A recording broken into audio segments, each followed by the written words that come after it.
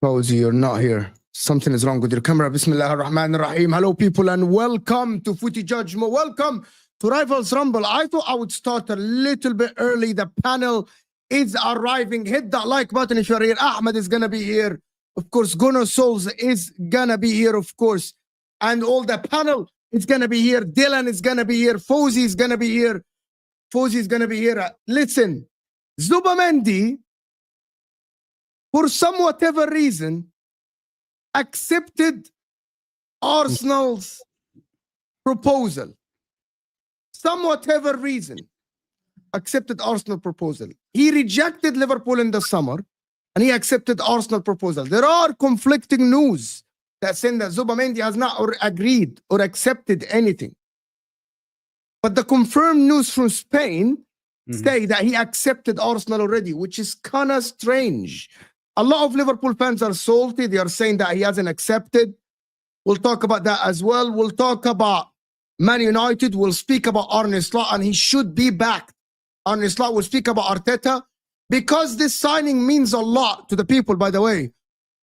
In my opinion, if this signing is confirmed, and hit that like button. We got 300 people in the house before we even started. Hit that like button before the panel joins one by one. That means that Arteta's not under pressure at all. That means the board trusts Arteta. They signed him the Spanish midfielder, the Euro winner. That it doesn't matter what happened this season. No matter what happens this season, Arteta is going to get backed in the summer. The question that I was sent on Twitter by one of the viewers is that why are Arsenal signing a player for the summer while they need someone today? I'm here with Fauzi, of course, who was the first to join the stream, of course. Let me ask you something, Fauzi. How are you doing first? I'm good. Thank you, man. Thanks for the invitation as always, brother. I appreciate that, man. Big up. Appreciate you. What, when you heard the Zubemendi news, how did you feel, since like in the summer he was linked to you and now he's agreed to join Arsenal? How did you feel? Like, I was disappointed. You know what I mean? Obviously, I thought we would get him in this month if we're going to go for him. But obviously, Liverpool don't want to go for anybody. So now Arsenal have swooped in, and obviously they said that he's agreed to join them. And it's hurting. I mean, because, you know, the guy's 25, right age for Liverpool Football Club. That's the type of player that we need, that can, you know, change our fortunes on the pitch as well. Like, he's a possession, retriever. He's, he's a progression, passer. he's something Liverpool needed in that midfield. Now he's not coming to Liverpool. It's hurtful. I don't know where we're going to go from here in regards to a player like that, because this is the player that we wanted in the summer, Mo. Don't forget, this was our number one target, and now he's going to another club, which is like scary. I mean, and Arsenal, listen, if they look into the summer, you're expecting players to leave. You know what I mean? For him to come in, him and Rice in that midfield next season will be a special partnership. Let's just put it that way, bro. If he's going to Arsenal, that is. Why would he accept Arsenal, not accept Liverpool? That is beyond me. Is it the Spanish coach? It's got to be the Spanish coach, and it's got to be London as well. Liverpool is not a place every player and family wants to go. Arteta, I've heard Arteta had a long conversation with him to persuade him to go that direction. It's sad, bro. It's sad in regards to Liverpool, because all the summer we was waiting for him, and like I said, it's all to do with Arteta being Spanish, and London plays a big part as well with our friend. Hi, Dylan is here. Hi. Apologies, but the Wi-Fi on my computer that I'm connected to is awful. What are we doing? How is that? What are we saying? We're doing fine. We're doing fine. How are you, souls? All good. How you doing? Your lighting is a bit off. Oh yeah, I'll try and sort it. I'll try and sort it whilst you guys are talking. Guys, hit that like button. Couple of super chats, super sticker with my man here. Got the stinking fraud Arteta out of like the salt. He's doing the salt emoji. Of course, thank you for the super sticker. And Shogun with the first super chat. And my guess is Arsenal will sign a Sociedad Olabi to replace Edo as a director of football. Makes sense why Zubimendi would make that move. Familiar director to work with. There has to be another reason why he would join Arsenal. There has to be another reason. Actually, I said that before the Arsenal lot joined. Don't you think to yourself like nobody else is going for him other than Arsenal? Maybe no, I thought Man City were in for him. I thought Man City inquired about him to be the guy next to Rodri. I don't know about that, man. I thought there was a lot of talk about Man City. Yeah, well, I don't know. I mean, we've been in for him for a while. He obviously turned down Liverpool, but that doesn't shock me. Liverpool, who the hell would want to live in Liverpool, especially if you're living in Spain? Take it easy, bro. Take it easy, man. Take it easy, bro. I made it. Oh, come on, like, let's not take the piss here. Yeah? No one wants to live in Liverpool. No one who's living in wherever the Real Sociedad is wants to move to Liverpool. Like, it's just the truth, unfortunately. Like, Liverpool, bigger club than Arsenal. Fawzi, by the way, just Dylan Fawzi lives in Liverpool. Dylan, I live in London. I don't live in Liverpool. You live in London, huh? Yeah, of course not. How many Liverpool fans really live in Liverpool? Let's not be silly now, man. Come on. Yeah, what's it called? He's obviously been persuaded. Things are obviously probably not going as well for Sociedad as they were last season. So he's probably just got to a point where he's gone, well, I don't know. I like the project. They've got David Raya. Marino's already there. I played with him last season. Odegaard was at Sociedad before. It's gone all right for him, and they've obviously got Mikel Arteta in charge, who's Spanish. Whether he's going to stay or go is another question. But yeah, so he's probably just thought, yeah, you know what, this is a good move for me at this point in my career. And he's probably going to get paid a shit ton more money. You got the timing wrong, I'm sure, right? Honestly, I thought we meant like 5:30 in the evening. I'm in my office. See, I'm at work in my office. Work with. I was like, forget it. I'm still gonna go live, man. Forget you guys. Everybody just laughing at me. Anyway, you're looking good. Listen, there is Donny here, which is a Liverpool fan, is saying Zubemendi just said he doesn't know where he's going and agreed nothing with no one. Can someone confirm this news? It is confirmed that Arsenal will trigger the release clause in the summer. I'm not actually sure why. Like there are a lot of people that are saying this, by the way. There are a lot of people. I reckon it's nailed on. I think if it isn't nailed on, a lot of these journalists are going to lose a lot of credibility because I'm pretty certain it is nailed on. If not, like I said, a lot of people would lose a lot of credibility. So I don't see it. Ornstein said that Arsenal will trigger his release clause. Ornstein said that as well. He did. Why the reports are coming that he's committed to Sociedad and he agreed with nobody? It's not only. Where has that one come out though? I read it on. If someone has the source, it's on Twitter that he said that he's not committed to anyone, which is kind of strange a little bit, to be honest. I'm not sure if that is true or not. But well, listen. At the end of the day, right? At the end of the day, we've got problems right now. And even if he is coming or even if he's not coming, we wouldn't get until the summer. So we've got issues to solve right now, which we still haven't addressed, which is kind of winding me up. We're gonna talk about it. Someone asked me a question, and I want to start with Souls this. Arsenal need to save their season now. This signing means that the board is giving full trust to Arteta, right? That's if you are signing a Spanish midfielder now that suits the system, that means no matter what happened this season, Arteta is staying at the club, right? Isn't that how you interpret this situation? I mean, he was always going to stay at the club. I don't think they were going to get rid of him regardless of what happens this season. I mean, something drastic needs to happen for them to lose trust in what he's building. I mean, even if I look at it from a general perspective, I always said give him one more season, go in the summer window or in the January window, go get him the attackers that he needs. And I've always said it, Mo, you know this is what I said. I want Edu gone first. That's the first priority for me. I don't really care for Arteta going until if Edu's at this club, nothing's going to get done. Edu's gone, first window, we get a glimpse of Josh Kroenke coming to the club, and guess what? Within 24 hours, we're announcing the fact that one of his key players that he's been wanting for like, what is it now, 2-3 seasons, he's getting Zubimendi from some reports. So, you know, I do think they're committed. I don't think they're going to give up on the project because there's nothing to give up on yet. You know, I know we haven't won anything yet, but we're very close. There's a final few pieces, and we're fine. What are the final few pieces? An attack, really. So like a left winger and a striker, and we're good. But he's been given all of this money, and we've needed a left wing and an attack, and we've known that for ages. He got given all this money, and he spent it on Calafiori and Marino, and they're both. Yeah, but we've also needed those signings as well. Whether you agree with them, whether we needed those players, we needed someone in Marino's position. We definitely didn't need Marino and Calafiori. No, that's what I'm saying. We still needed those positions. Yeah, but I disagree that left back was a priority. I disagree with that. No, you may not deem it as a priority because we didn't get the strikers that we wanted. We didn't get the attackers that were available because he clearly wants Benjamin Sesko. We went for Nico Williams. They couldn't get it done. So he then decided, okay, let's just go and get the other position. Can I address a couple of super chats before we do that? Jack here. I know that's Jack Howe. Jack Scouserate. I'm sorry, but your panel member is disgusting. I've lived in both Liverpool and London. And London, you literally can't leave post 8 p.m. It is horrible. Yeah, but Liverpool's the same though. Liverpool, you don't want to really leave late either. I'm going to go there over the weekend. Liverpool's a beautiful city anyway. I'm going to move there eventually, hopefully. So the docks are really good. I will say that. By the way, I have been to both London and Liverpool. Liverpool were I went to the Everton Stadium. Liverpool were just fine. Yeah, beautiful city, good food, better food than London, just to be honest. Oh, don't do that. You know, in London we got everything. We've got everything in London. Don't do that. But you know what's the difference? It's cleaner in Liverpool because it's more suburb. What? It's not infected with all the capitalists.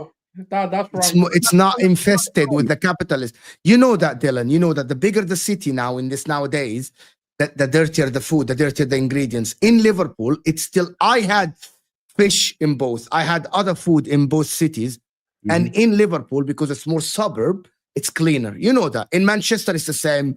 I've been to Manchester. It's the same. You know that. But we're not getting into the food discussion. It is like every major city. In Cairo, for example, the more suburb you go away from the major city, the cleaner the food is, because the cleaner the ingredients. In Houston, in America, is the same. In Roma, in Italy, is the same. In the center of Milano and Roma is different than when you go outside to the suburb. The cleaner food, cleaner vegetables, cleaner ingredients. You know that. You can't talk about cities you haven't lived in innit? So if you can't criticize, you know what I'm saying? So you got to calm down. Jack, have banter, but don't make vile comments back to me. You know what I mean, of London. So it's not even nice. It's disgusting now. We know. Anyway, we're not gonna go into there. But to be honest with you guys, what Dylan said for football players, they always look to live in the major cities, like everywhere in the world. Of course, at the end of the day, people want to live in Milan. People want to live in Milan more than other cities in Italy. It's just a given thing. It's a known thing. People want to live in Paris instead of living somewhere else. It's just a known thing. And maybe that is an attraction. But to be honest with everyone here, I don't think that is the attraction. I don't think that is why Zubemendi is moving to Arsenal. I think it's the Spanish link with Mikel Merino. I think it's the Spanish link with Mikel Arteta. They probably convinced him with the project, in my opinion. David Raya. But to be honest, I don't know how. Why would the Liverpool project look way more promising, especially if they keep Salah and Van Dijk? than the Yeah, but they're Arsenal not going to keep project. Salah. But they're not, are they? They are. They will keep Salah. Why are you saying that? If Why Salah are goes, if you Salah doing that? goes, what is that project? What do All of you a mean sudden, if like- Salah goes? Oh, why are you assuming that Salah will go though? Because Like, it based just on seems what? like it seems like to me, right? What it looks like for me is Salah's going to get that Premier League all-time top score record in the next year or two, and he's going to be gone. Why? He's gonna sign a 3-year contract. And also they are in for other players. You really think that the Arsenal project under Mikel Arteta after 5 years is more promising than the Liverpool one? Well, I would Dylan, have said that a I'm year talking to ago. Dylan. This slot guy, no, I would have said that a year ago. But Arne Slot is obviously turns out to be a great manager. Thank you. So it's a whole it is a whole different ball game. But No. But Dylan's right though, because we don't actually have any certainty on their project. Yeah, we don't know what their project is.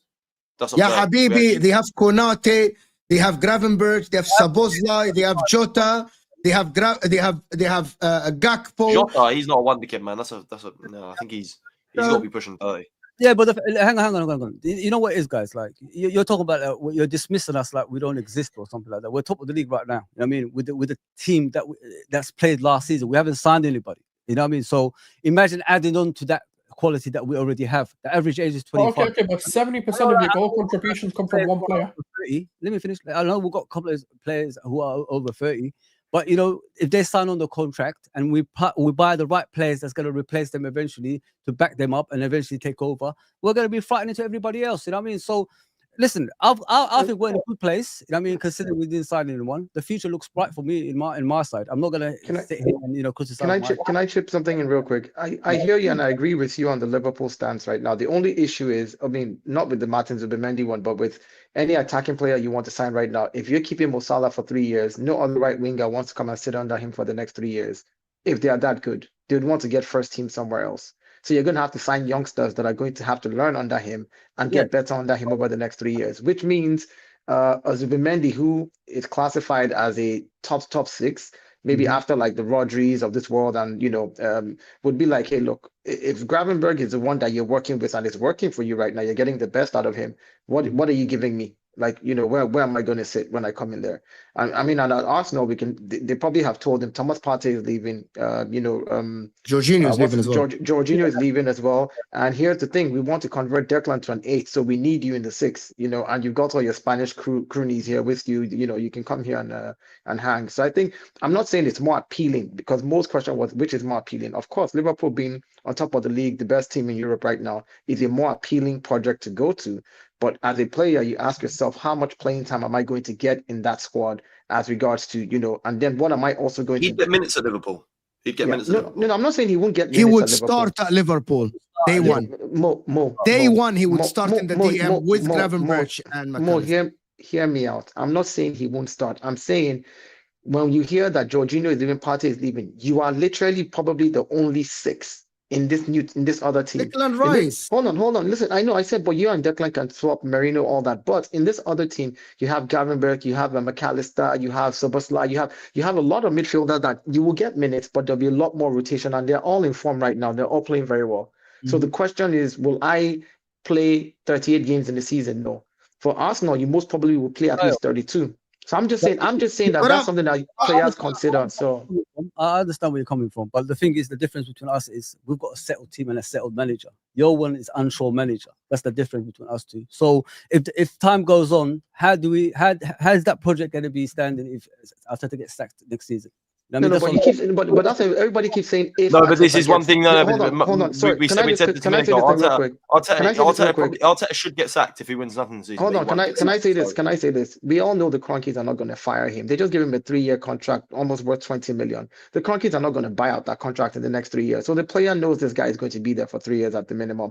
I mean, fans, we can hope and pray that they sack him, but it's not going to happen. The difference is they're running the business in the background. The only time the Cronkies are going to sack anybody, go look at their history with all their franchises. They stick with their managers till they win something. They did it with the Rams manager. They did it with the Stanley Cup hockey team. This is how these people operate. So the bottom line still remains that they know he's going to be here for the next 3 seasons.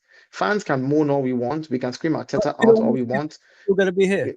Look, I'm just telling you, a 20 million pound deal over the next 3 years as a manager. If you have to buy out that contract because you need to fire him next year, it's a lot of money. It pushes you into PSR issues. You can't spend extra money on players. An extra 20 million can go on in addition to 15. You can buy a better quality player. This is all business on the back end for them. So let's not even just on the fan side, yes, I want him gone, even if he wins me an FA Cup and Carabao. I said that. If he wins me a double, I still want him gone. Don't get me wrong, that's my stance, but I know the club won't do it. So I'm not going to, fool myself and say, well, if Arteta gets sacked, okay, if Arne Slot wins this season and gets called by Real Madrid because Ancelotti is leaving and he leaves from Madrid next season, what happens to Liverpool project? We can do the if, buts, and maybes. We can do the if, buts, and maybes with everything for everybody. So, Mhm. Yeah. But I'm gonna present. Do you guys think genuinely that this is painkillers for Arsenal fans? Because there are a little bit of restless Arsenal fans in the stadium and around YouTube now and around the media and even the pundits. If Arsenal, let me just put you in a hypothetical and everyone in the chat as well. Yeah. If Arsenal don't win nothing this season and Arteta, for example, you get third, second, whatever, you don't win anything. You don't sign anyone in January of a big name. Mhm. Well, that is painkillers because in the summer, oh, we already got Zubimendi wrapped. Oh, we're going to go and get someone else. Wait another year. Give us another year. He will win Yeah, something. no. You're right. It can't go on forever because at By the the end way, of the day, this is right? painkiller. It No, looks like a you are painkiller right. signing. They've dropped it at the perfect time as well. Well, not Arsenal, Exactly. but no, After the game of Man United and what happened. And you go to the stadium, Dylan. You, Dan Potts, the other guys. I'm looking at this. Arsenal. Dan Potts is saying the stadium are restless. United was honestly, I think that was the worst I've seen. I think I've never seen anything like it, right? The penalty shootout starts and the stadium is filtering out during the shootout. And we haven't even missed yet. And the stadium is starting to. It's just everyone is just pissed off. We should not be going to penalties with a 10-man Man United in the first place. You hear that, Souls? You said it's never going to happen. It is happening. Our striker, who's £65 million, is missing like 4 chances. Like we've gone through extra time. We can't get a goal. It's sideways. Bloody Raheem Sterling, who's the only attacker we bought in the summer, is coming on. He actually had a good game. Like honestly, by the end of the game, by the end of the extra time, it's almost like everyone's just fed up now. It's like even if we won on pens, I don't think it would have been a. I don't even think if all the Arsenal players had gone sprint, it wouldn't have been a like when we beat Porto on pens and everyone goes running over. It was like honestly, it was embarrassing. It was like when Man United, what's it called when they had Coventry, and it's like yeah, you better not be running over to him after winning that on pen. Like, it was that kind of feeling. Like because we Man United for a start are shit, and they had 10 men on the pitch, and we couldn't break them down. Missed a penalty, and yeah, like I said, everyone just seemed fed up. And honestly, like I said, I've never seen anything like it. During the shootout, the stadium is starting to empty. Havertz misses. Honestly, it's everyone's like gone. Like literally, everyone's gone. Everyone literally, it was miserable. The Man United players are walking to the spot, and like it's half-hearted boos. Like it's normally like the whole state. Like I remember Porto at home last year. I remember being in the clock end behind the goal. Yeah, other end of the stadium, and the stadium is loud. It's like if that for them Porto players walking up to the spot. Yeah. It was intimidating. There were scarves. It was loud. Obviously, it was at the United end where they had the hole behind the goal of United fans. So yeah, of course they had that advantage. But it just wasn't intimidating at all for the United players. And we just I don't know. It was just deflating, man. Like the game was deflating. And that's exactly the whole point. That is the whole point. Yeah, because it's the idea of like if we cannot beat these lot, what the hell is there to come? Like you know what I mean? Like Man United.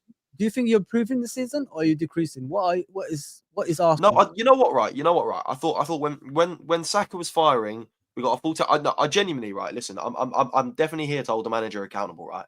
But I will 100% say, and I'm not that kind of guy. It's 100% been an aspect of it's not our year in terms of the injuries we've had, some of the stuff that's gone against us. It has been it's just not our year season. But at the same time, like. That's football, man. Like, I need some kind of adaptation. At the end of the day, right? Yeah, listen, we've been completely robbed in some games. I thought Brighton was a disgrace. Like games like there's plenty. There's been absolutely disgraceful decisions. Brighton at home where we were cruising, ref changes the game with a stupid petty decision. And to this day, I've been to so many Arsenal games since, yeah. And watch opposition players of lower teams in the league just kick the ball away when we've got a free kick. Yeah, nothing. The whole stadium, Arsenal players are like, hello. Like we've dropped points for this twice. City away. Trossard's heard the whistle, and like 0.4 seconds later, he tried to play his pass into Martinelli, who was on the break, and the ref sent him off. Like it's embarrassing, man. But like honestly, like I said, I'm not the type of fan to sit here and make excuses for it, because at the end of the day, right, that's football. The manager's got to come up with solutions. That's his job. Like, manager's not plain sailing. Like, you've got to come up with something. But at the end of the day, he isn't. And that's my point. That's why I don't think he's going to be the guy to win us. Like, I think he's done the amazing job of taking us from where we were, how low we were, and how bad we were. He's done a brilliant job of taking us to we're ready to compete now. But he's shown 3 seasons on the bounce. He hasn't got it in him. And at the end of the day, right, I've seen a lot recently about, how can we blame Arteta when Odegaard's missing penalties and Havertz is missing chances and Martinelli's hitting the post? At the end of the day, yeah, every single player in this squad was signed by him. The only thing he's won at Arsenal Football Club, the only thing he's won was with a team of players that weren't his, that he inherited. He binned them all, and he signed every player he's got now. The Martinellis and these people who were signed before he got here, he's given them all contract extensions. Martinelli got an extension under 2 years ago, I believe. Yeah, these are all his players. At the end of it, he chose to spend £65 million on a guy who doesn't really know his position to play up top. And then he got a summer window knowing we needed a striker and chose to spend the money on a left back and a dead centre mid. So the blame has to be some of the blame has to obviously the players to a level not doing good enough. Odegaard, you have to bag that. I don't even think it was a terrible penalty, but you just have to bag that. It's just non-negotiable. But yeah, man. Let me get this. A couple of Donny is saying he got interviewed because he played last night and got a knee injury. Interviewed today. That is Zubimendi, and that is the reports are saying that he said that he's not committed to anyone. I think the next days is just going to tell us a lot. But if David Ornstein has tweeted that, that means Arsenal are definitely doing the business. Alonso and Suarez were twerking to join peak banter era. Yeah, but that is old Arsenal. The problem is you have been away for a while. That is the problem. You have been away for a while. And the manager has been there for years now. So Zubemendi leaving a team that wins nothing to another team which wins nothing don't make sense in Madrid. Sols, do you believe this is the missing piece that you needed? Or you should have got him for a strike? He's a part of the puzzle, yes. Yeah, we need him. Yeah, no. We needed a midfielder. I think Jorginho will be out the door. Whether we at the end of the day, right? Again, Jorginho. So I thought he had a decent game the other day, but why is he not taking that pen? Dylan, let me get Sols. Sols. Go on. The striker. Yeah. Needed. I'm not going to sit here and say that we don't need a midfielder of his mold or someone of that kind of quality. But obviously the priority, and I've always said it, look, for me to believe in this project, I'm willing to give it one more season on the contingency that by the end of the summer window, we get attackers in. If the project does not get attackers by the summer window, I'm done with the project. And the reason for that is we don't need much more. There's nothing more that I can sit here and go, we need more midfielders. No, we don't. Yes, get a Zubemendi. So close. Can I I just want to say something. Yeah, go ahead. Just about to finish. Because we don't need more midfielders because we've got enough depth. We've got enough quality there in the depth as well, in the defensive areas as well. All we now need to go and do is get a striker and a left winger. That's it. There's no more quantity over quality because I can understand wanting to get your depth in and stuff like that.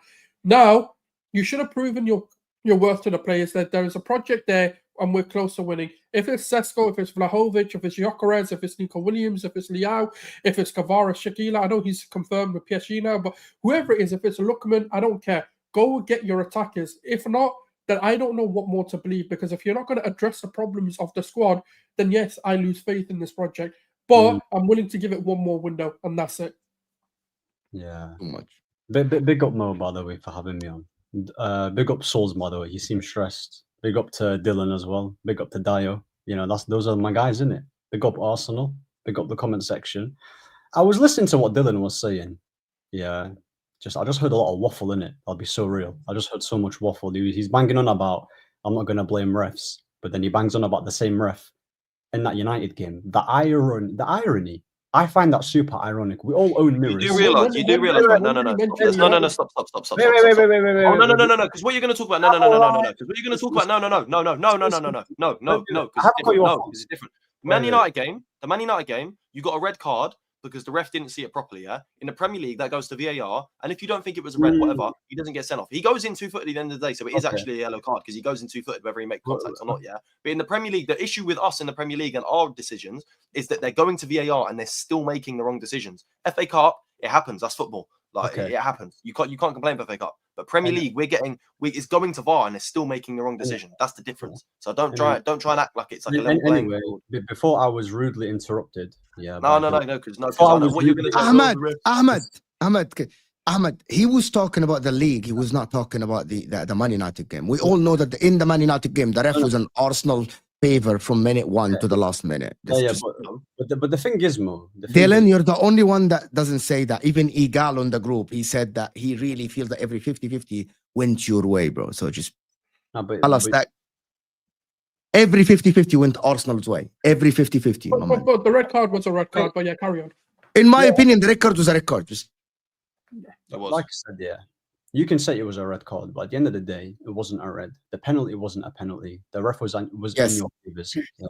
So all this penalty was definitely not a penalty, Dylan. Just come on. It wasn't a penalty. Kai Havertz is a little cheating donkey. Let me watch it back. I'm watching it back.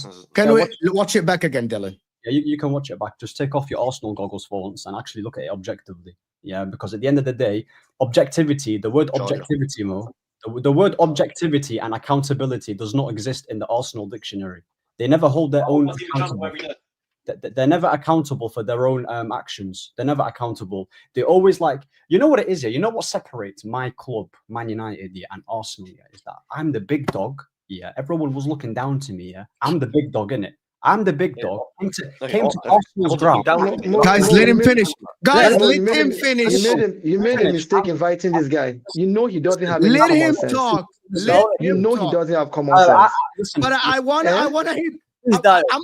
know where is this going. Okay, I want to know where is this going. I want to know where is this going. I want to know where is this going. Listen, let him talk, guys. I've shown nothing but respect. I come in peace. I've let everyone talk. You just relax, innit? I just came back from work. My head's frazzled, innit? You get me? But big up. Anyway. You didn't need to say that, we know. Wait. Listen, shout out to everyone, yeah. Why laughing, man? I gotta move on, man. The fries back now, man. Why is it? Anyway, the referees, I find it super ironic that the word ref even comes from an Arsenal fan. Yeah, every single decision that goes your way, you don't say anything. You don't say anything. When you lose a game, when this happens to you, when that happens to you, oh, poor me, or the ref is against us, or if this happened, or if we had this player, if. There's no accountability with your fan base. There's a reason. I always hold my team accountable. Now, you only hold it accountable when it's popular to do so. But when it was before, when it was happening, nothing. It was crickets. At the end of the day, you came to Man United and you thought you was going to beat us and you had your chest out. Oh, yes, get in. Just like how you said, give me Bayern Munich and give me Madrid and give me Man United. You said my team is shit. If my team is that, because you are shit, and that's why we're pissed off. If you were good, we wouldn't be as pissed off. You're shit. That's why we're pissed off that we lost. But that shows you, yeah. That shows you. That's more detriment to Arsenal than it is Man United. Yeah, my club is on its arse, yeah. And we rolled you over at your ground. And you roll anyone over. You play. It's the FA Cup. You didn't roll anyone over. What are you talking about? Listen. By the way, you guys had. Can you? What? Okay, Ahmed, what is the point? I want him to line. Dayo, let me lead the convo. It gets tiring. Ahmed never has a point. Ahmed starts rambling. He never has a point. I have been on 42 streams with him. 42 streams in total. This guy never has a point. He starts off rambling, and he's going to ramble in circles and come back to my club. He's not. This guy and DJ are the same. They don't have points to prove any. What are you driving at? What are you driving at, Ahmed? Say exactly what you're Ahmed, I want to know where is this going. We're talking about Ahmed. We're talking about Zubimendi joining the project at Arsenal. Should this project go on for another year? Dylan doesn't think so. Souls thinks so. I don't know Dayo's point yet. Dayo made his point clear that if Arteta doesn't win the Prem or the Champions League, he should go and they should try someone else. That is the conversation. The conversation was going to be different, right? But the Zubemendi news just dropped, right? So that's what we're talking about. Do you think this project can be successful with someone like Zubemendi? No, he's not going to be successful. Why would Zubemendi come in the first place anyway? Why would he even join? Like, Zubemendi, I mean, you know what? Yeah, the fact that they're looking at Zubemendi shows you that Arteta has absolutely wasted so much money in the midfield and he's misprofiled every single one of them pretty much. That's what it shows me. It shows me that Arteta didn't know what he was doing in the first place. Because the fact, because think about it. Mate, Wait, let Let him, I want to get the point so I can debate it, guys. I want to get the point. When they got Thomas Partey, was he not the number 6 initially? Or Yeah, but he literally, Thomas Partey took it to the next level. No, but what I'm saying to you is Yeah, but he took them to the next level. That's why Arsenal are competing. Listen to what I'm saying, yeah? Listen to what I'm saying. Thomas Partey was the 6. He got his injuries. He's a good player, I rate him. Then they went and splashed the cash on Declan Rice. 100 plus mil. Yeah, they thought he was the number 6 because he was playing in a defensive team under West Ham, low block. They thought, oh my God, he's defensively sound. Completely misprofiled him, yeah? And Arteta has realized, this Declan Rice guy actually isn't a 6. He's more of an 8. Let me go get a number 6. So this whole thing about, Kroenke's this and Kroenke's that. Kroenke has absolutely given this guy everything he needs. He got Jesus. He managed him under Man City.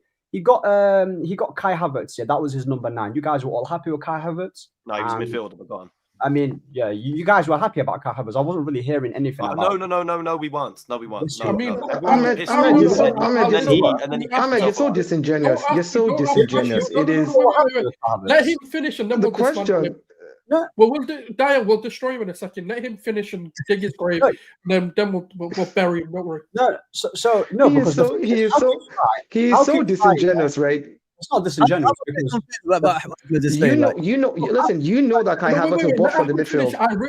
Hold on. Saul, just 1 second. Saul, just 1 second. Saul, just 1 second. Pause for 10 seconds. Ahmed, everybody knew that Kai Havertz was bought to be in our midfield. Then they tried him as a 9. We never said they were buying him as a 9. So for you to sit here, in fact, Mikel Arteta said, I don't know what position I'm going to play him in. Arsenal fans were livid. Everybody said this when we were buying him. So why would you sit here and make stuff up and just lie? Many games has he played as a lie directly. He played when he joined Arsenal. What did he first play? What position did he first play when he joined Arsenal? He played in the midfield. It wasn't working. He played in the midfield. Then they tried him as a 9. Then they saw that he worked as a 9, and they said, "Okay, we'll keep playing in the 9." But we did not go out to buy him as a 9. We went and bought him for the midfield. So to sit here knowing the truth, but because all you want to do, to sit here knowing the truth and just deciding to lie through your gritty teeth, just because you want to banter and make a point. Just say things as they are.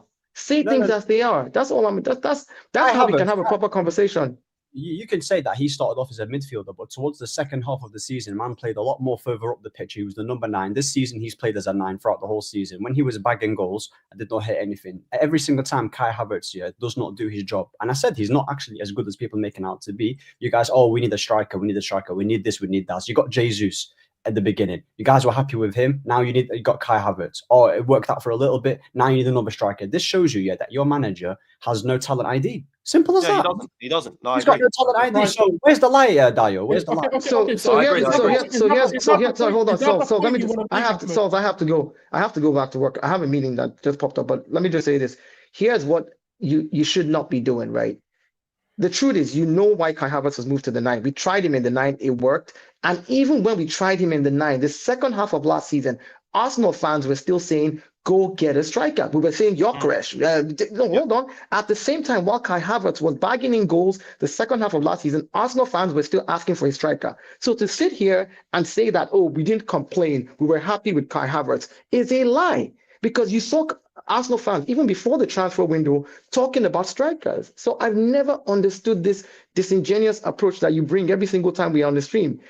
Just say things as they are. Even this season, we were talking about how poor Martinelli was last season, and Arsenal fans have been complaining about the left winger, saying, go get a left winger, because we need a left winger, because Trossard is a super sub, and Martinelli is not performing.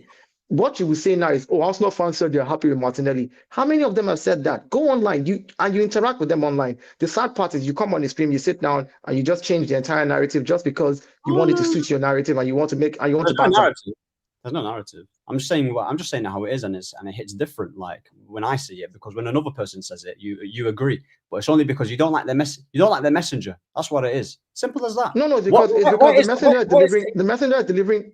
You're supposed to deliver. You're supposed to come and deliver rice, but you want to deliver beans. So why should I accept it? Dio, can I interject, guys, and say something? Dio, you speak for yourself, and I agree with what you said. But I've spoken to a lot of Arsenal fans in the summer. A lot of them wanted Sisco to be the understudy for Kai Havertz. Thank you. But hold on, but hold on. What is Sesko? What is Sesko? What is Sesko? What is Sesko? What position does he play in? What position does Sesko play in? A striker. Let me finish. They wanted Kai Havertz to be the starter because the logic is Kai Havertz ended the season very well. If he replicates what he did last season, we will win the league. And a lot of okay, let me ask Mo. Not you. No, hold on. Let me finish. You're gonna get. I'm gonna get your point. They are a different profile. They wanted a different option off the bench in case it doesn't go well with Kai Havertz. So they wanted Kai Havertz. So they wanted Kai Havertz to be the starting striker for Arsenal. Not you, but a lot of people did. Okay, so let me rebuttal what you just said right now. Sesko is an out-and-out striker.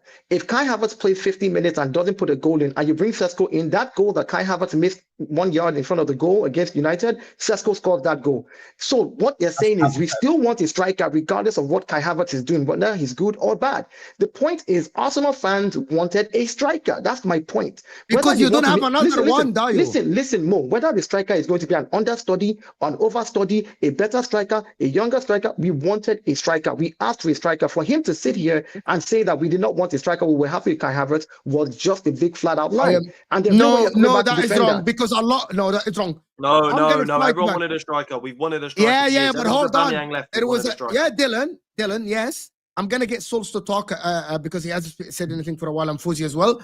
A lot of Arsenal fans were fighting the signing of an Osimhen or a starting striker because they wanted Kai Havertz to continue as the starting number 9, and they wanted someone off the bench. I never denied that. No one has denied that. But that's no one has denied the Arsenal because you literally went in.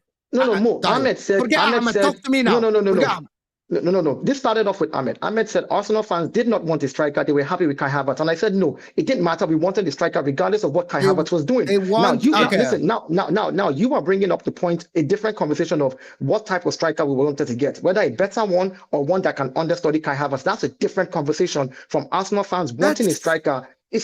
That's a different conversation of the striker's role when he joins the team, whether he's a better striker or he's understudying Kai Havertz. The point is, and the point I was making is, Arsenal fans wanted a striker. Period. Done.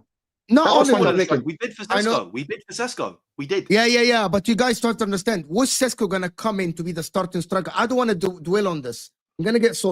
I wasn't talking about starting or not. I wasn't talking about starting or not. Yeah. By the way, that makes a big difference. Getting a backup for someone is different. Getting a different profile or a backup for someone, that means you're happy with your starting place. For example, guys, Dayo, it's not you accuse Ahmed of being disingenuous. I'm just gonna tell you, Dayo, if Arsenal wanted someone to be the understudy for Saka, that means they're happy with Saka. Is that a fair statement to say? Yeah, but that's a different conversation from what I was saying. You've taken you're not listening to what I said. Listen, it's not about understudy. It's not about understudy. We need to get. The problem is we can't. There's no in between. Okay. If we don't have the point is, were you happy with going to the season? Okay, there are starting 11. For example, Salah is the starting right winger for Liverpool, right? Everyone that is going to come in is going to be a second fiddle to Salah. If Liverpool fans are happy with Salah, they will never demand a starting right winger. They will demand a backup, depth, as you say, Dylan. That is the problem, Dylan. Was Kai Havertz, and let me do the super chat because it's very related. One thing saying, Mikel didn't want a conventional 9. This is on him. He wanted Kai Havertz to be the starting number 9 for him this season. Is that wrong to say? He did say no. See, nobody's saying it's wrong. Mo, nobody's saying that's wrong. What I said was, listen again. Is this the right thing to say that because Kai Havertz is performing well, Arsenal fans still said we need a striker, regardless of how well or how badly Kai Havertz is going to perform. We need a striker. Arsenal fans asked for that, so we cannot sit here and say Arsenal fans did not want a striker. They were happy with just Kai Havertz. That's not true. So I can understand the understudy. I can understand that Mikel wants a different type of profile of 9 or whatever it is. But Sesko is an out-and-out striker who is a different profile from what Kai Havertz is. So hold on. Wait, I just want to say something. Just 2 seconds here. So my question is, so you know how they're saying they want a striker? This is my issue here, is that when they was playing more attacking and goals were flying everywhere, I did not hear about this. Oh, we need a new striker thing. This is exactly my point. These lot change. Yeah, but that's wrong. In the summer, they wanted Cisco.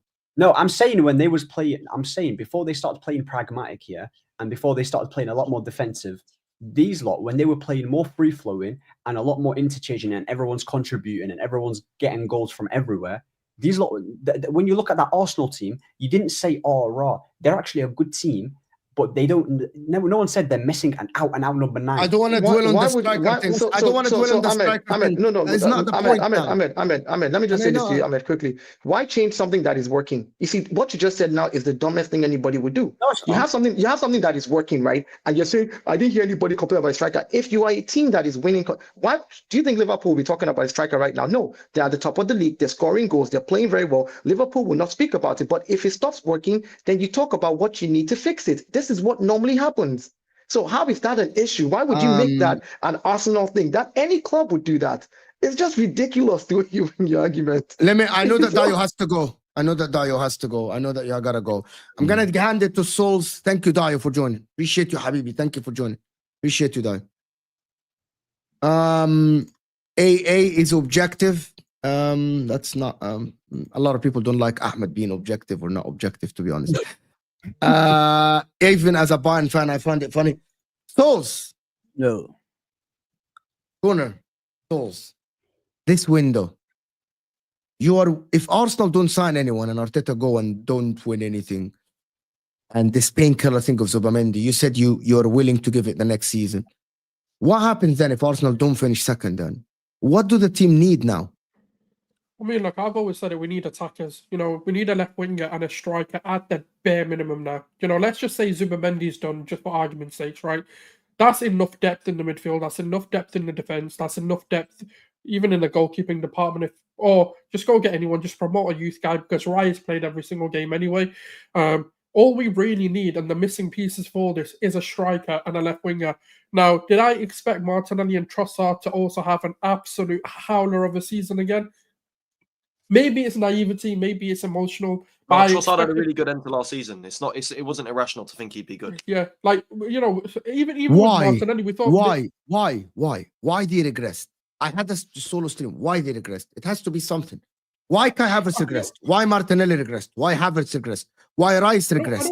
Why Odegaard regressed?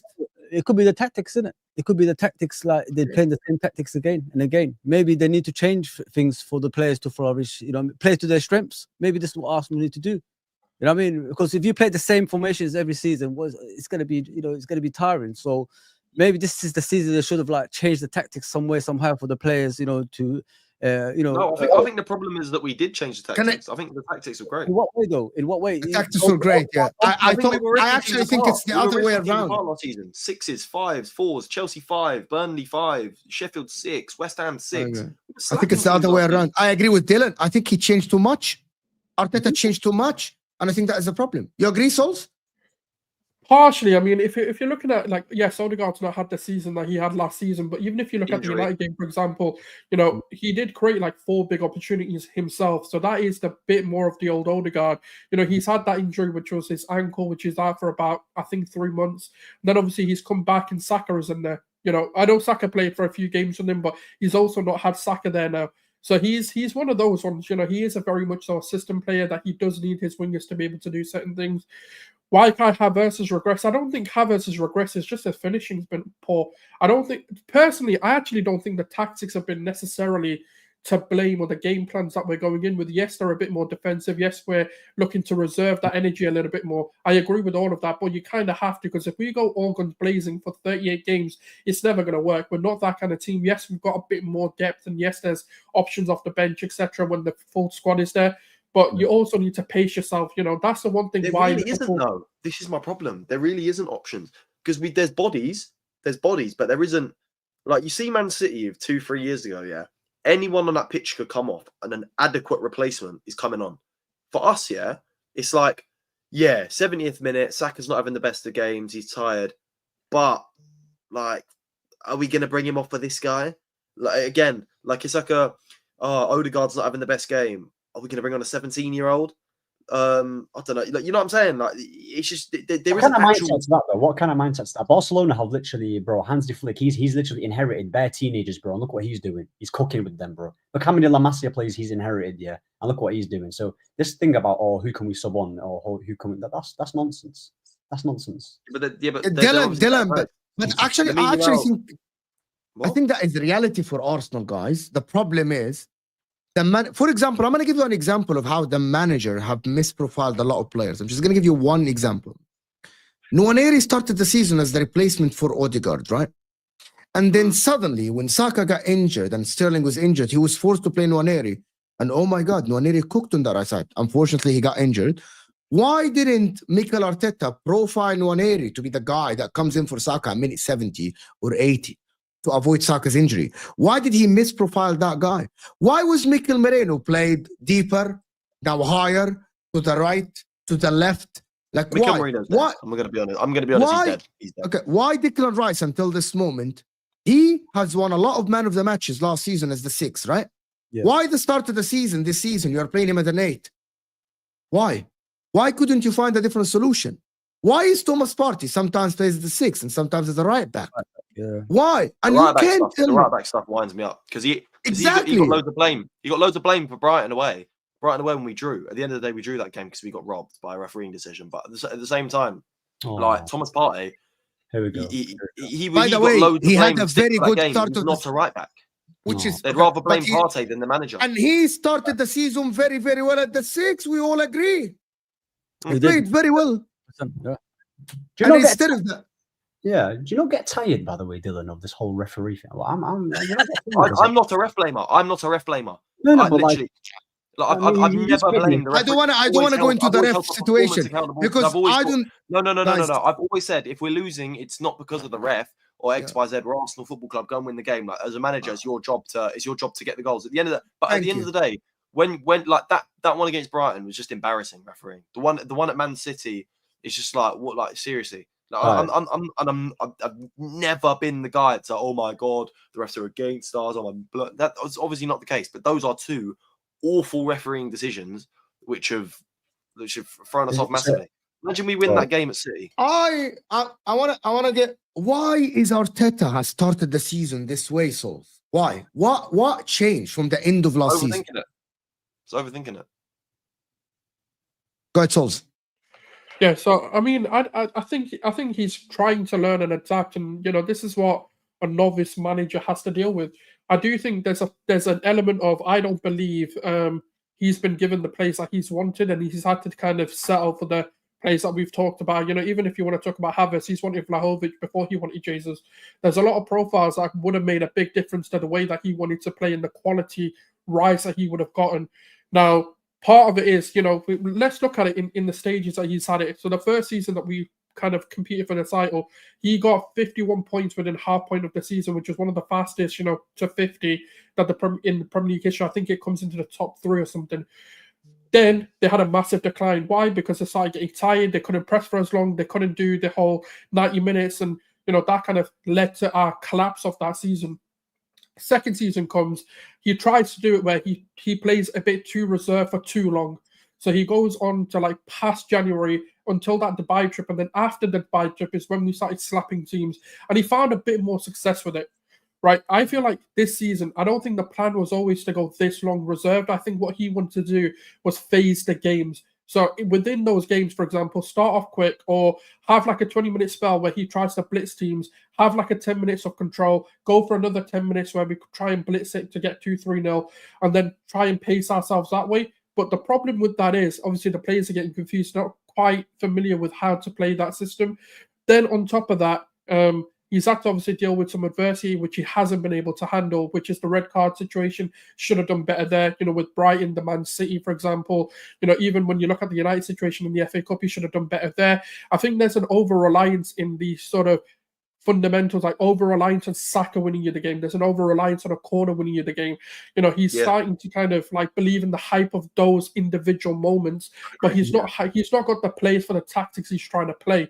Now, Does he let the ring? Because the thing is, I'm a bit confused on whether it's the players or the manager. And the reason why I say that, and I know you blame the manager for the recruitment because he's recruited them, but the reason why I say is because on the touchline, we're hearing different words coming out to what we're seeing on the pitch. He's telling them to attack. He's telling them to press, close down the spaces, and they're not really acting on it as intensely as he probably wants.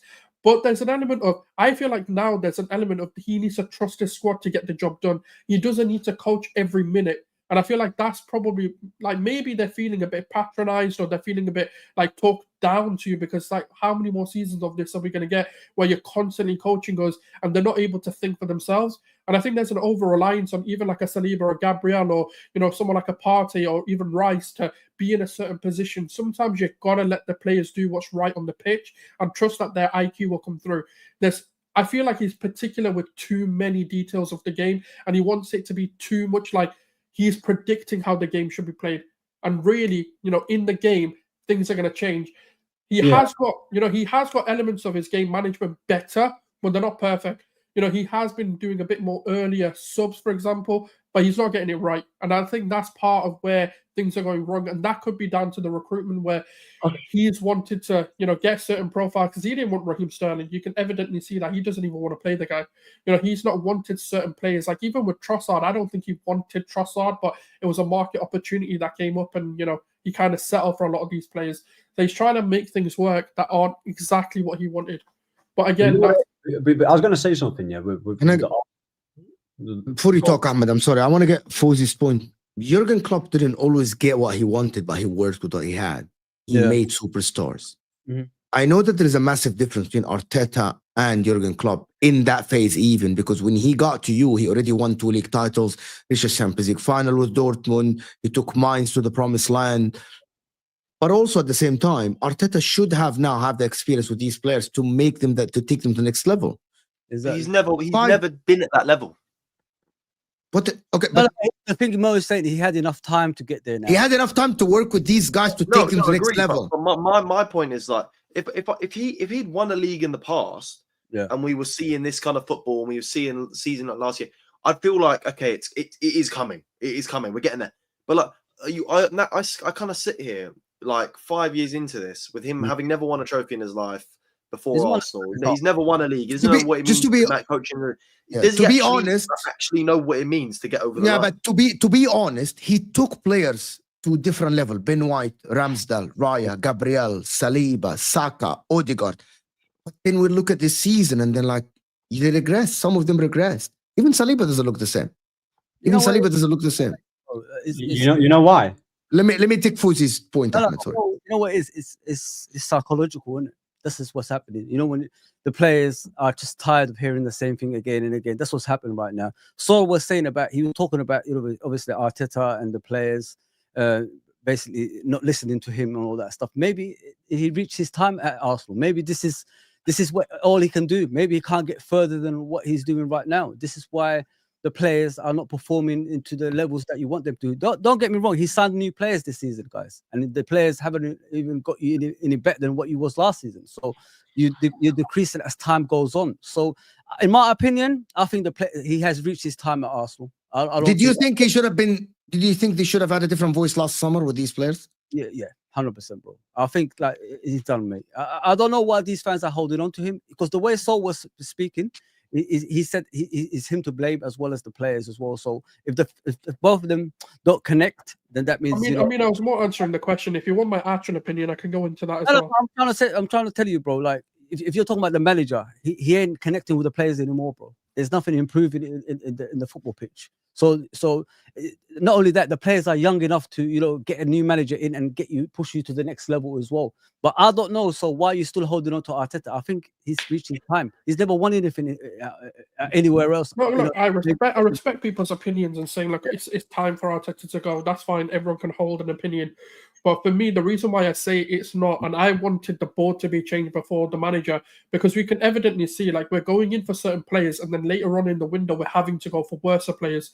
That his first choice wasn't Kai Havertz, but he can't lambast Kai Havertz now that he's through the door. He can't go lambast someone, that he's not wanted. He's wanted different profiles to come through the door. Edu just hasn't been able to get them done. Edu's gone, and within 24 hours of Josh Kroenke being announced, we've already potentially secured Zubimendi, which is a guy he's wanted for 2 to 3 seasons. This is the point I'm trying to make. I'm not saying he has to get his first choices, but he's wanted Vlahovic, fell through. He's wanted Sesko, fell through. He's wanted different. He wanted Alessandro Martinez, fell through. I'm not saying that his pivot signings haven't been. Yeah, he wanted Mudryk as well. We don't know whether Mudryk would have worked at at Arsenal or not. We don't know because it's a different environment, different coaching styles, and that we can say okay that might have been a shit signing. Cool, but Caicedo as well though. What's that? Sorry, Caicedo, remember? Yeah, he wanted Caicedo. He wanted Lavia as well, actually, by the way. Yeah. So these are players that he's wanted, but they fit. And by the way, Lavia, we could have agreed to Lavia agreed to join Arsenal for £45 million, but Eddie decided to walk away from it. So this is what I'm trying to say. It's like he's wanted players of a very high caliber, but it's constantly fell through. So it's like I've always used this analogy. If you're a handyman and you've asked for a drill and you get a screwdriver, is the job going to be the same? No, you might still be able to somehow get the job done, but it's not going to be to the same standard as if you had the proper equipment. Now, there's going to be some compromises you have to make. I understand that. But when every single position and every single signing becomes the only signing that he's got, which is his first choice to some degree, is Declan Rice. Do you believe, guys, that every manager get what they want? Do you guys believe that every manager in the history of the sport? I don't see why he wouldn't. If you're not the manager, why would you be making the signings? And the Kroenkes are not football men, so why would they be making the signings? It's not like I'm not buying the whole Arteta doesn't get what he wants. At the end of the day, he definitely chose to spend 65 million on Kai Havertz because he thinks he's that guy who can save his career. So what do you want him to do? You couldn't get Vlahovic, you couldn't get Sesko. So what's Sesko gonna do, man? Because he's already wasted the money on Kai Havertz. No, but he wanted Sesko and Vlahovic before he wasted the money on Kai Havertz. Because Edu can't get the job done. This is the problem. This is just nonsense, man. It's not nonsense, though. I'm going to tell you, because were you in Sesko 2 seasons ago when you got Kai Havertz? We were not looking at Sesko when Kai Havertz came in. No. Yes, we were looking at Vlahovic then. Sesko was this summer that's just passed. Okay, even if that's the case, we're looking at Vlahovic. Even before we looked at Gabriel Jesus. So even if you wanted to talk about the money being wasted, etc., he's wanted other players before he even got to Havertz. And Havertz was like at the end he got. At the end he got what? He got Havertz at the end. But he didn't want him. That's not his priority. No, he did. But he wanted Havertz as a midfielder. You wanna tell me that he settled for Havertz? Yes. Because you're forgetting when Havertz came in, and we were at full strength. Havertz was playing midfield. You are the first one to say this. That's fine. But if you're looking at it logically, he wanted Havertz. He wanted Havertz. Is that true? He wanted Mount, and then he went for Havertz when Mount went for United. I don't know about that one, but I'm talking about logically. You can see the players that he's wanted. Right, is a list of players before you get to Havertz. How can you go through 10 names before you get to Havertz and say he hasn't settled? Come on now, that's just BS. 10 names. I thought Havertz was the first choice. This from the beginning of the summer. Even Pep. They're literally giving him. You know what, Sauce? To be honest with you, I get your point. I'm just gonna give you a hypothetical based on your logic, Sauce. And everyone in the chat, you're welcome to answer this. What if this summer he doesn't get exactly what he wants and he gets the second or the third choice? Because the first choice, for example, what if he wanted Gyökeres and Gyökeres chose Man United? Let me finish the question. Okay, so who's the second choice? Okay, hold on. I don't know. That's not my... Let me finish the question. I don't know. Right? I don't know the question. I don't know who.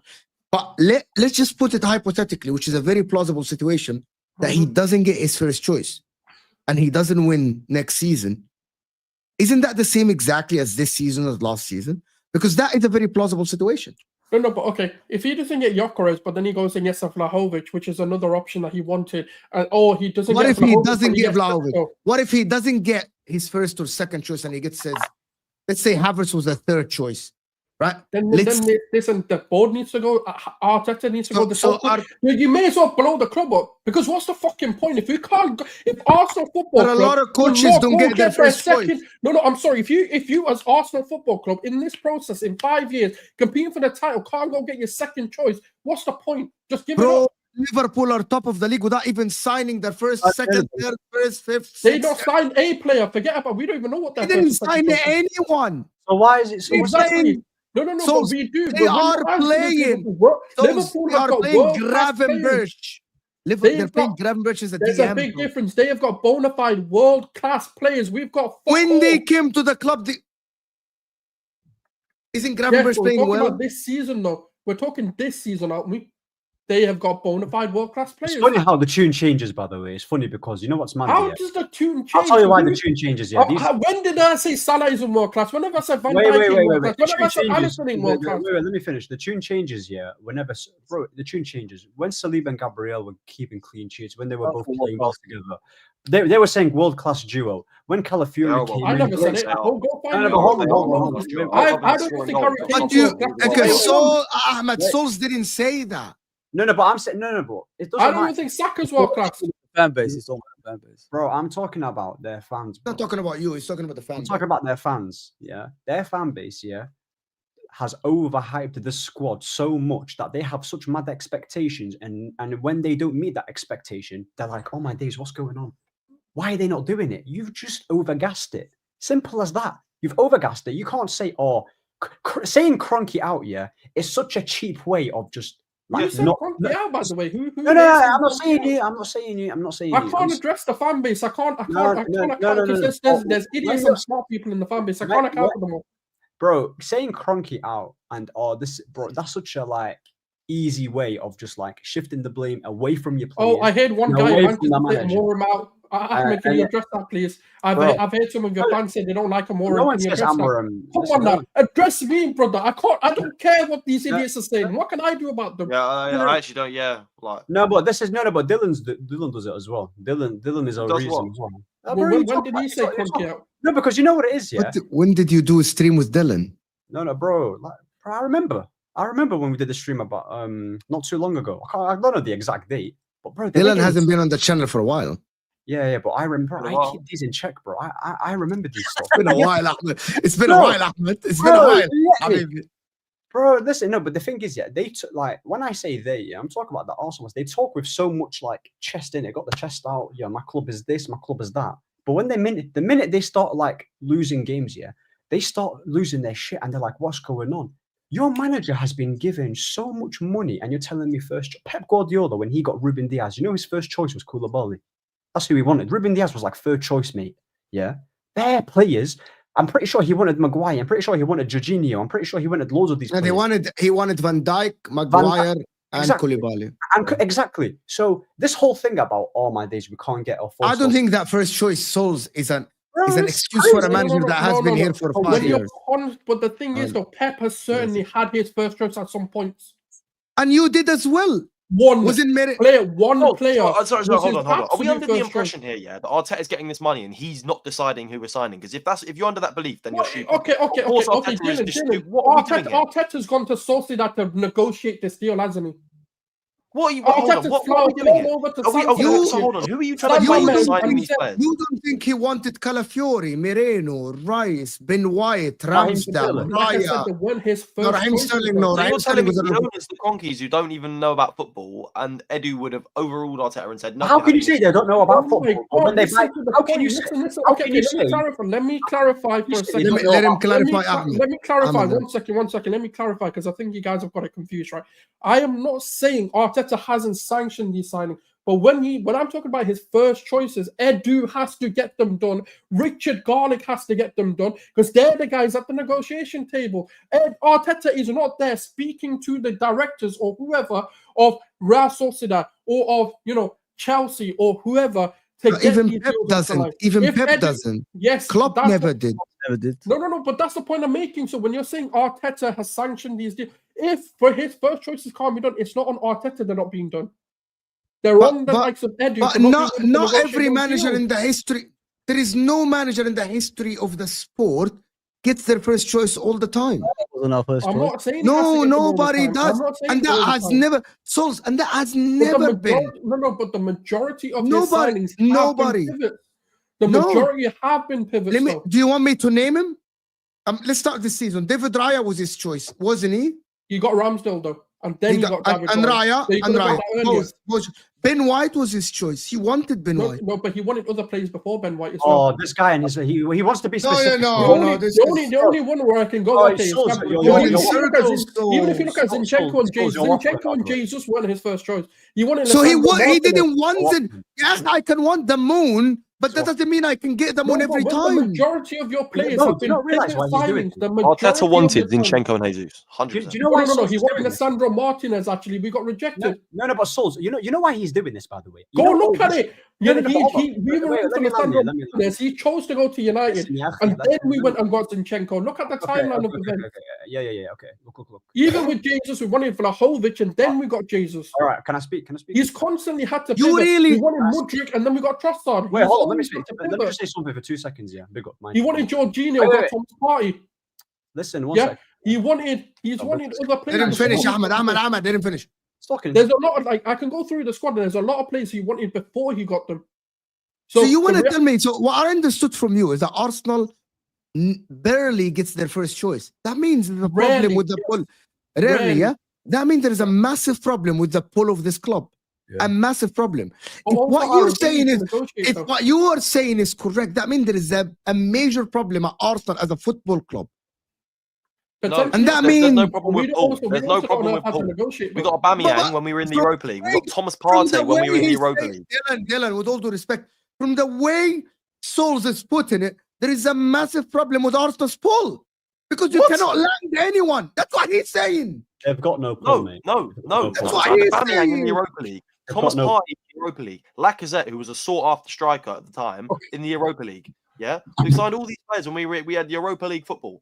Like, let's Bro, let's we- not give yeah, bro, when you Aubameyang talk all about the them- Okay. Dylan, answer me this: who was on the board? Who was on the board, and who was the manager?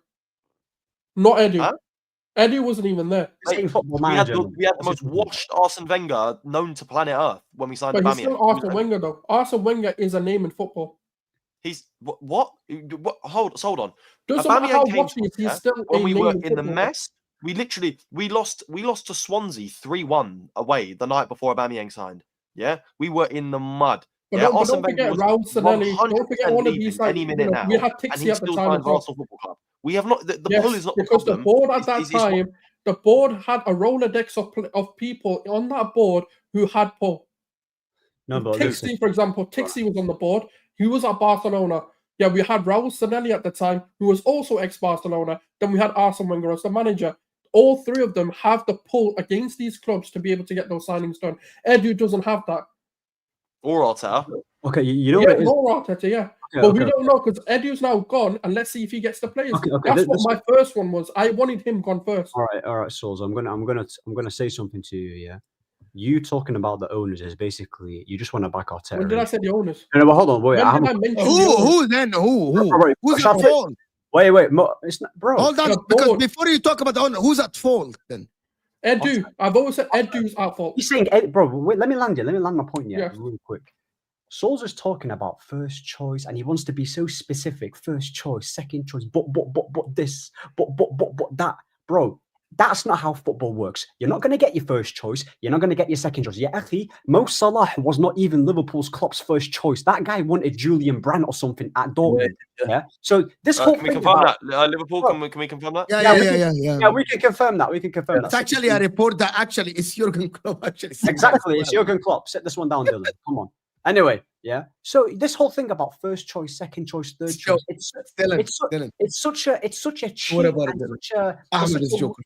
it's such a weak like mentality to have. But Kroenke, bro. When these lot Okay, when he when did I mention when he the bought Kroenke? Don't Gabriel, chat hold shit, on. though. If you're When gonna he bought debate, don't Gabriel, chat. No, wait, no. let me Don't cut you chat shit. off once. Mention the name. Mention the name. I said I'm not gonna let you haven't- carry on if you're chatting shit. Wait, I I'm haven't sorry, cut you off once. I haven't did not. cut No, you no. off. I am gonna cut you off because if you're chatting but shit, what? I'm gonna cut you off. No. When did I Ahmed, mention the Ahmed. Kroenke? Name did you say, Ahmed? What- You said what- Kroenke's. the Kroenkes, isn't it? The I Kroenkes. didn't say Kroenke's. When did I? But blame the ownership, Kroenke? ownership. He blamed the sporting director, Ahmed. Bro, He didn't blame the Cronkies. bro, potato, same thing, mate. No, it's Edu- different. The No, no, Cronkies Edu- provide the money. Bro, Ahmed, Edu- okay, hold on. Edu is their sporting director. Where do you think he gets the money from?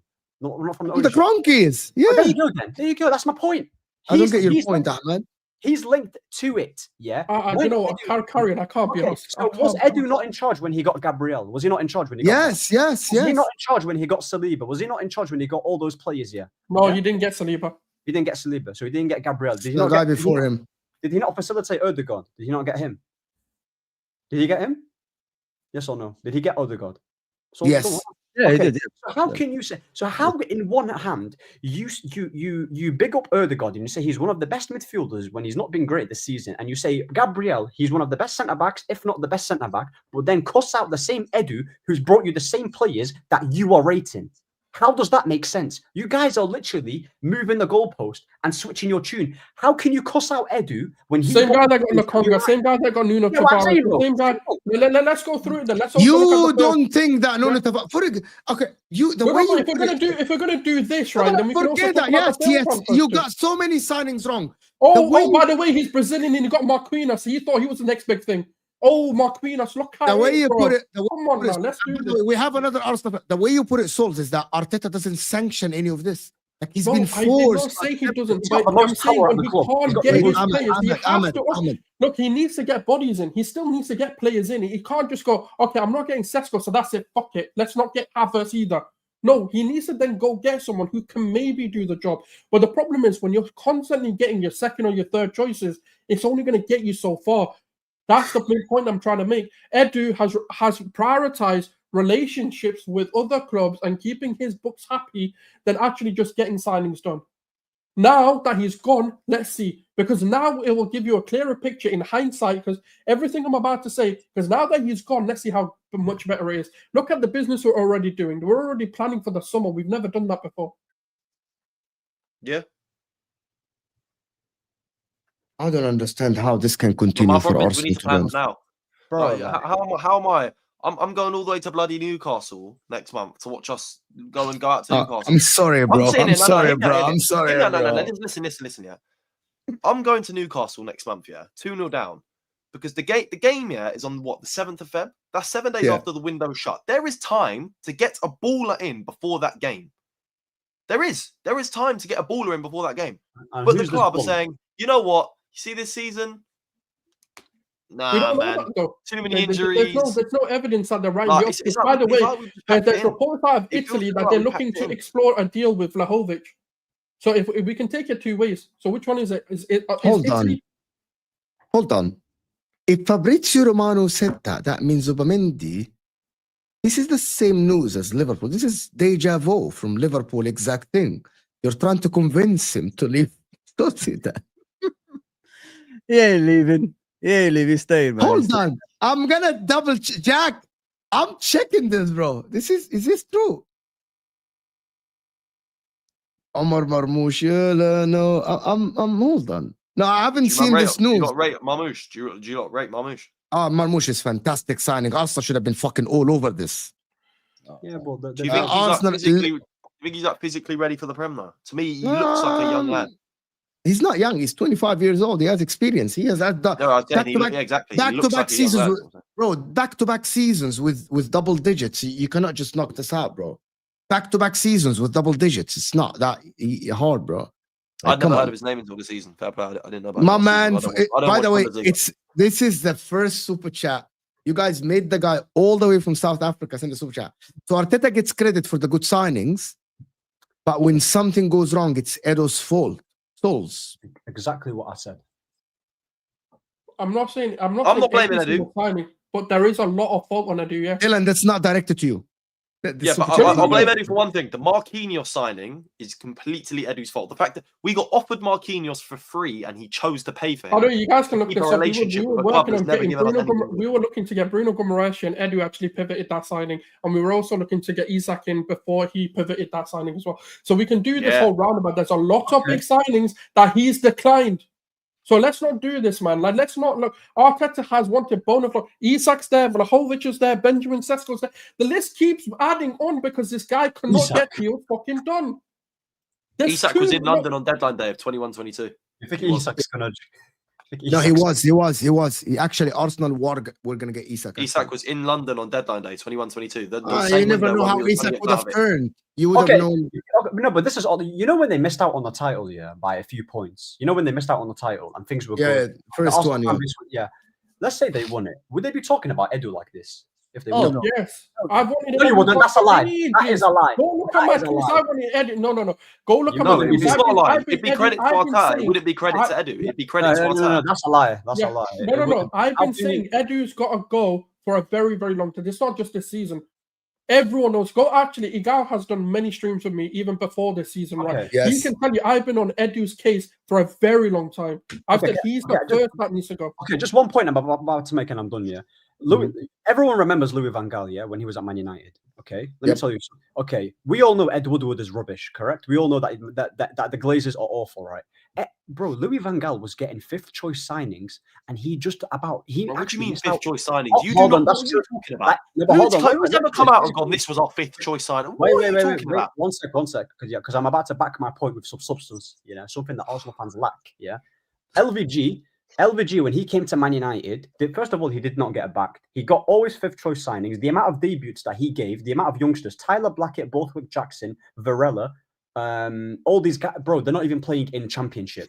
So again, this guy had rubbish ownership. He had rubbish board. He wanted players like Sadio Mane. He wanted players like all these top players, Higuain, Benzema, Toni Kroos, Gareth Bale, all these top ones. But he didn't get them. But you know what? He was still, bro, he had Phil Jones and Chris Smalling, yeah? And he just about missed on goal difference, top 4 against Man City. Just about. You know why? You know why he did it? Because he's a world-class manager and a coach. Oh, and yeah. Even if you don't have the best board, or the best ownership, saying pointing out all the blame on the ownership, yeah, and not on the manager is crazy work to me. Crazy work to me, yeah? Because you've just seen it with Van Gaal. Bro, he had a rubbish squad. He had a rubbish squad with Van Gaal, and he came top 4 in his first season. Had he got backed with first choice signings, bro, he'd be title challenge 100%. Louis Van Gaal when he first came to Did he United. win in his first season? He didn't win. He won an FA Cup. He won So did Arteta. He won an FA Cup. He won an FA Cup in 2 seasons. So did Arteta. And what's your manager won in 5 seasons? So The did same Arteta. cup. That's 2023, by the way. So there Like, you go. I can go earlier. I've been calling for Eddie for a very, very long time. All right.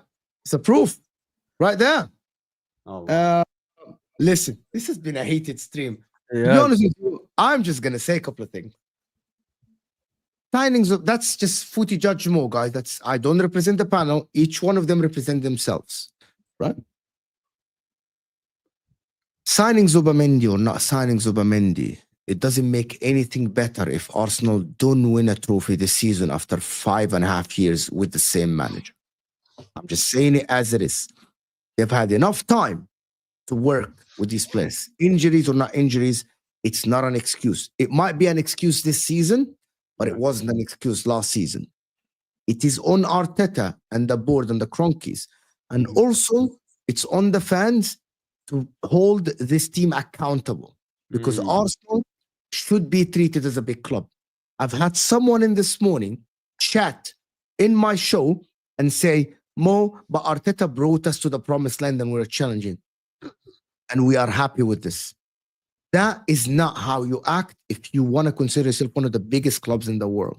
That is my take on it. Correct. You cannot have a stadium that fills 60,000 every single game and nobody can get tickets.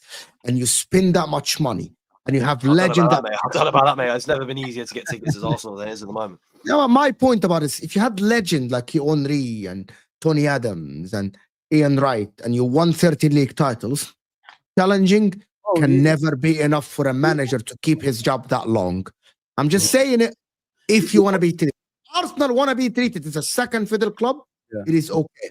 Arsenal fans are afraid of a change. Sometimes a change is needed to move forward. That is my take on it. 100%. The thing is, Mo, like with Arsenal, in the last few seasons, Liverpool haven't been obviously the Liverpool that we know in the last 9 years before that and all that. Man City haven't been the Man City in the last 3 years, and they had the opportunities to win a league title in the last 3 years, and they still haven't done it. This is why I was trying to tell Saul earlier. There's no excuse for this manager to win a title, and he's put in the season. He spent enough money. He spent like almost 800 million. Obviously, Souls is saying like the players that he bought wasn't his first choice. Well, the majority of the players that Liverpool bought, it wasn't our first choice. But look where we ended up. We won every trophy possible with that team. I mean, Henderson, you know what I mean? You wouldn't even consider that guy world class, lifted trophies, you know what I mean? So it's all about the manager that you have, man. It's all about psychologically as well. And that's what I think. Go on, man. I'm gonna finish the show with saying that people think it's boring to talk about Arteta. The reason why we talk about Arteta today is that signing that they have today for Zubimendi. That is the whole point. But I wanna thank everyone that joined us. This is gonna take it to Osam. He's gonna talk about Zubimendi, of course, not joining Liverpool and Arsenal and all the stuff, and the people gonna banter him. AA United in the description. Fawzi's channel in the description as well. Banter on the pitch in the description. Dylan, where do people can find you, my man? AFC Dylan on TikTok. Just AFC Dylan on TikTok. DYLAN. AFC Dylan and on Instagram as well. TikTok, Instagram, AFC Dylan. Great. I'm not really a content YouTube as man, always. but I'm trying to up that. But yeah, TikTok, Yes. AFC Dylan. Yes. my thing. Souls, love to have you always. Fantastic convo. All good feelings, all jokes and all good feelings. And this was a fantastic conversation. I will see you guys later today after the games, 11 p.m. UK time. Good luck to all the teams that are playing today. We'll see what Liverpool does, and we'll see you guys soon. We're out of here, people.